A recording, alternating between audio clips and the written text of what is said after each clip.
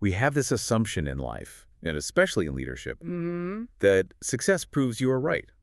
If the stock price goes up, the strategy was genius. Right. Or if you win the election, your platform was the correct one. Exactly. You win the war, God was on your side. But what if success is actually a liar? What if you can make terrible, ethically compromising decisions, align yourself with the wrong people, and still come out on top? And that is the uncomfortable territory we are walking into today. We usually like our moral fables to be neat. Very neat. Good choices, good outcomes, bad choices, disaster. Exactly. But the source material we're covering today, an analysis of the ethics of ungodly alliances, it just blows that equation apart. How so?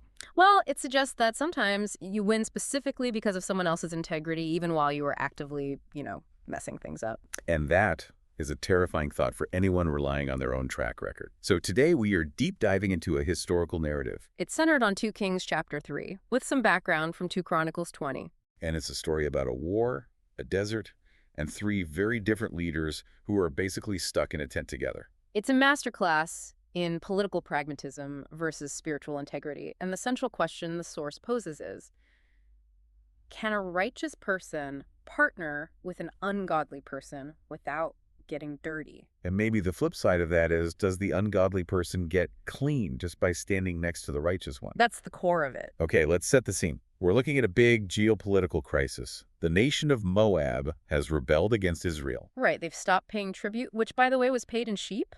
A lot of wool. So the king of Israel decides he needs to go crush this rebellion. But he knows he can't do it alone. And this is where we really have to get the cast of characters straight. Oh, this part is so important. It is, because the source material makes a very specific point to clarify the names. History has sort of played a prank on us here. We have a king of Israel named Jehoram. Sometimes called Joram, just to keep us on our toes. Exactly. But here's the trap. There is another Jehoram ruling in Judah at pretty much the same time. And the source is very clear. We are not talking about that guy. We are not. We are talking about Jehoram, the king of Israel, who is the son of Ahab. And son of Ahab isn't just a biological descriptor, is it? It's a moral brand. It's his whole identity. Ahab is essentially the villain of these Old Testament narratives. He's the archetype of corruption.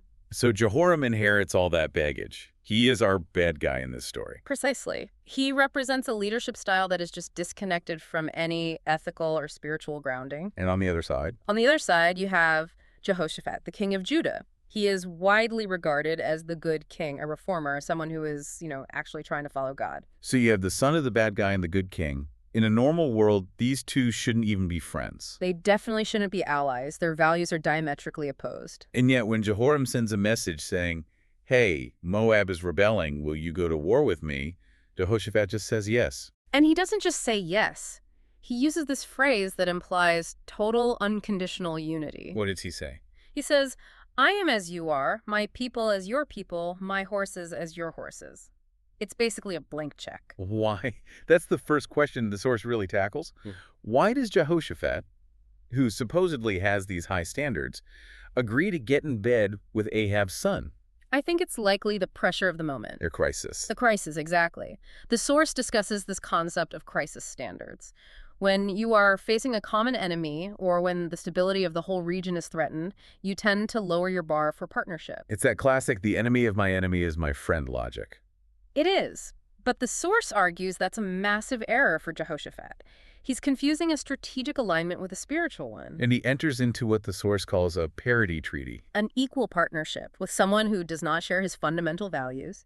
He thinks he can manage the relationship. He thinks he can compartmentalize it. Yeah. The war's over here, and my morals are over there. But you can't really do that when you're marching an army through a desert. And that's what they do. Yeah, they decide to attack Moab by going the long way through the desert of Edom. A very strange route, and this is where their genius strategy just falls apart. How far in? 7 days into the march, the water runs out. Which, honestly, that just feels like a massive oversight. Yeah. How do you march 3 armies, because the king of Edom is there too, into a desert without checking your water supply? It really speaks to the arrogance of the alliance, doesn't it? They assumed victory because they had the numbers. They had this grand coalition. But nature doesn't care about your coalition. It doesn't. They run dry. Yeah. And now the source highlights the immediate reaction of the ungodly leader, Jehoram. This part is fascinating. As soon as things go wrong, Jehoram cries out, "Alas! The Lord has called these 3 kings to give them into the hand of Moab." You catch the fatalism there and the blame shifting. Oh, completely. Jehoram, who has spent 0 time consulting God, immediately blames God for the disaster. He just assumes it's a divine setup to kill them. It's the classic victim mentality of bad leadership. I didn't plan for water, so God must hate me. Exactly. But Jehoshaphat, the good king, he has a totally different reaction. Right. He asks, "Is there no prophet of the Lord here that we may inquire of the Lord by him?" Okay, let's pause on that. They are 7 days into this march. Right. And only now, when they are literally dying of thirst, does Jehoshaphat ask, hey, maybe we should ask God what he thinks. That doesn't exactly scream righteous leader to me. It feels like he left his principles back in Jerusalem. That's a very valid critique, and the source notes that Jehoshaphat is definitely compromised here. He's been dragged down to Jehoram's level of planning. But there is a difference. There is. When the crisis hits, Jehoram despairs, while Jehoshaphat, even if it's late, he seeks a solution outside of himself. He remembers who he is. And this is what triggers the entrance of Elisha. And this is where the source material gets really spicy. It does. I feel like in the simplified versions of this story, Elisha is just the helpful wizard who comes in to fix things. But the text paints a very, very different picture. Elisha is furious. Why so angry? Well, you have to understand the dynamic. Elisha is the successor to Elijah, the prophet, who spent his entire life fighting Ahab's family. And now he sees the good King Jehoshaphat holding hands with Ahab's son. He is not there to be a helpful consultant. And the source calls this the advisor dilemma. Can a godly advisor sanctify an ungodly coalition? I think that's what Jehoshaphat was hoping for. If we just get Elisha in the tent, it validates our whole mission. But Elisha doesn't play that game. Not at all. When he walks into that tent, and you have to imagine the tension, 3 kings, thirsty, dusty, desperate Elisha.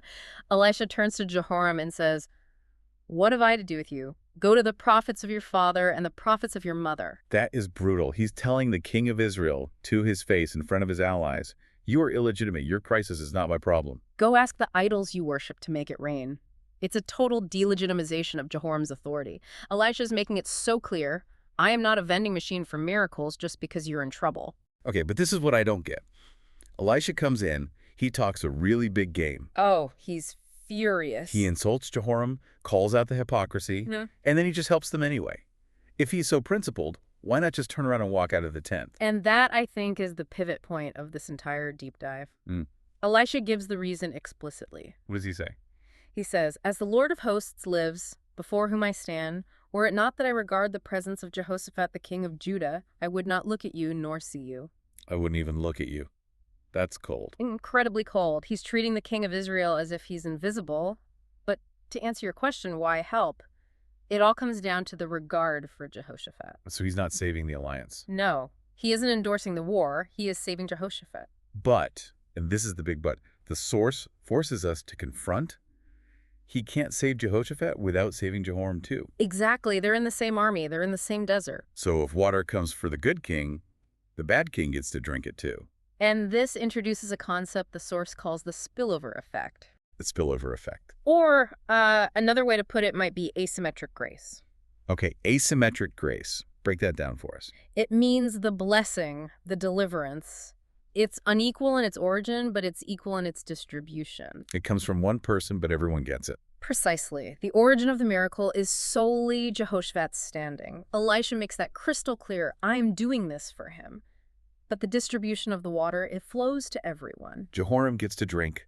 The Edomites get to drink. The soldiers who couldn't care less about God get to drink. Everyone. Hold on, I want to push on this because it feels wrong. It feels unfair. You have Jehoram, who is corrupt, who blamed God, who has done nothing right. And he gets the exact same victory as the guy who at least tried to follow the rules. Doesn't that violate the whole idea of justice? In a strict meritocracy, yes, it absolutely would. But the source is arguing that influence doesn't work like a meritocracy. So what's the principle? When you align yourself with the righteous, you draft off their protection. It's like being a passenger in a car driven by an expert driver. You arrive safely, not because you know how to drive, but because they do. So Jehoram is a free rider. He is the ultimate free rider. Yeah. He is benefiting from a relationship he doesn't value and a God he doesn't worship, simply because of his proximity to Jehoshaphat. This is the aha moment for me, but it's a disturbing one. Because if I'm a leader and I look at my success, I might think, hey, I'm doing great. We won the war against Moab. My strategy worked. Right. But in reality, I might be Jehoram. I might be completely incompetent, and the only reason the ship hasn't sunk is because I have a Jehoshaphat in my department who is keeping the water flowing. That is the danger of the spillover effect. It creates a false confidence. Jehoram likely walked away from that battle thinking, see, I'm a great king. Even Elisha had to help me. He mistakes God's grace for God's endorsement. That's a huge distinction. Intervention is not endorsement. Just because you got bailed out doesn't mean you were right. Elisha commanded them to dig ditches to catch the water. That was the mechanism of the miracle. They all had to dig. But the water itself came because of one man's presence. The source warns us, do not confuse the rain falling on the just and the unjust with the idea that the unjust are suddenly okay. So let's flip this to the listener. Most people listening aren't ancient kings. I would hope not. But they are in partnerships, they're on teams, they're in alliances. If you are the Jehoshaphat in the room, the one with the integrity, what does this mean? Do you just accept that you're going to be carrying the dead weight? It's a heavy burden, isn't it? The text shows that Jehoshaphat's presence brought life to the whole group. That is a powerful form of leadership. Being the salt that preserves the whole thing. Yes, but the source also implies a cost. Jehoshaphat had to endure the humiliation of the desert, the panic, the thirst, and the prophet's rebuke, all because he chose the wrong partner. Yeah, he got the water, but he shouldn't have been there in the first place. He risked his own reputation to bail out a guy who probably wouldn't do the same for him. And that's the other side of the coin. If you are the righteous person, your presence is powerful. You can save the company. You can save the project. But you have to ask yourself, am I enabling a Jehoram? Am I providing cover for bad leadership to continue? Because as long as Jehoshaphat is in the room, Jehoram never has to face the consequences of his own actions. He gets the water every time. Until he doesn't. Until he doesn't. And that leads us to the final kind of haunting thought from this source material. The analysis ends with a silence. We know they got the water, they defeated Moab, but then the alliance breaks up. Everyone goes home. Elisha doesn't stay with Jehoram. Jehoshaphat goes back to Judah. So what happens to Joram then? That is the question that should keep us up at night.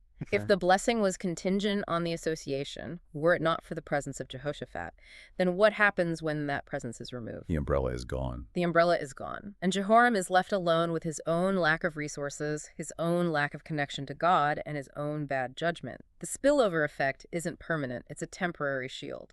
It makes you wonder how many people are walking around successful right now, thinking they are invincible, not realizing they're just standing next to the person who is actually generating the blessing. And the moment that person leaves, resigns, moves away, breaks a partnership, the water just stops flowing.